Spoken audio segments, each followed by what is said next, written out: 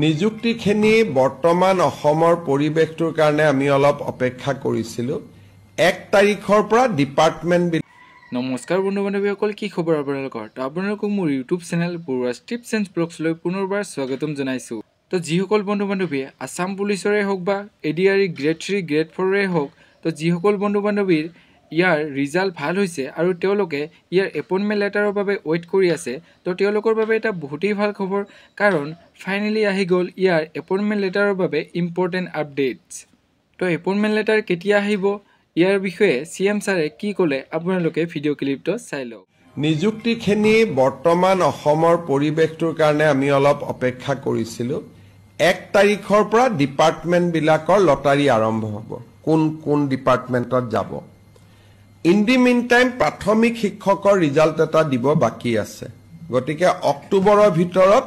প্ৰাথমিক শিক্ষকৰ 5000 পোষ্টৰ ৰিজাল্টটো হ'ব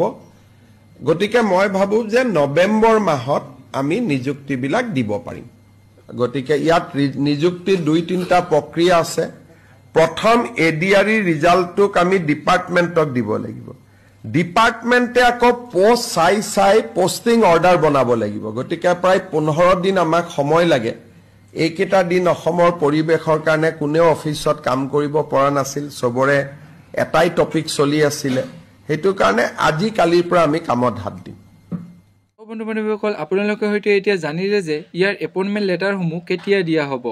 তো যেতিয়া ইয়াৰ অফিচিয়েলভাৱে এপইণ্টমেণ্ট লেটাৰসমূহ দিয়াৰ আপডেট আহি যায় তো আপোনালোকক ভিডিঅ'ৰ যোগেৰে জনাই দিম তো আপোনালোকে চেনেলটো ছাবস্ক্ৰাইব কৰি থ'ব তো এইখিনি আছিল আজি ভিডিঅ' যদি ভিডিঅ'টো চাই ভাল পালে তেনেহ'লে লাইক কৰিব কমেণ্ট কৰিব বন্ধু বান্ধৱীসকলৰ লগত ভিডিঅ'টো শ্বেয়াৰ কৰিব যাতে তেওঁলোকে ইনফৰমেশ্যনটো পাব পাৰে তো আজিলৈ ইমানেই জয় হিন্দ জয় অসম